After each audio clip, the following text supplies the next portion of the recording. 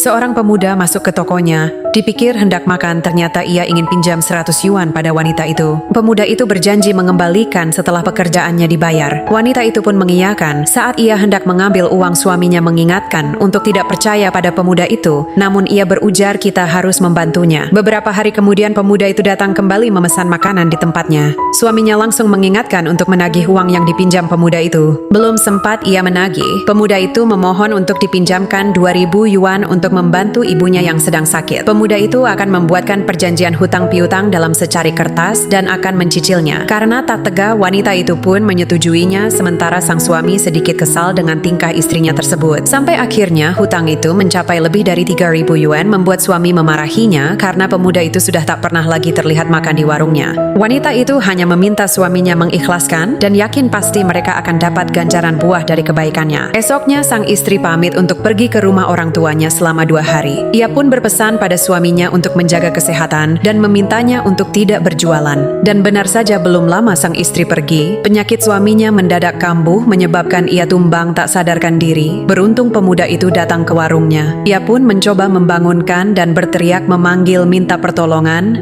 namun tak ada jawaban dari dalam warung. Saat pria itu sadar, ia sudah berada di rumah sakit didampingi istrinya. Wanita itu menceritakan jika pemuda itu tak menolongnya, entah apa yang akan terjadi. Pemuda itu juga telah membayar biaya perawatan rumah sakit sebesar 2.000 yuan, ujar sang istri. Ketika mereka hendak menutup toko, pemuda itu datang menghampiri mereka. Rupanya pemuda itu ingin mengembalikan uang yang pernah dipinjamnya 6 bulan yang lalu. Wanita itu menolaknya karena dia telah membantu suaminya membayar rumah sakit. Namun pemuda itu berujar jika itu tidak ada hubungannya dengan hutang piutang dan ia ikhlas membayar biaya tersebut. Tanpa bantuan kalian, mungkin aku tak bisa seperti ini, ujar pria itu. Akhirnya mereka pun menjadi seperti saudara yang selalu membantu dalam mengatasi kesulitan.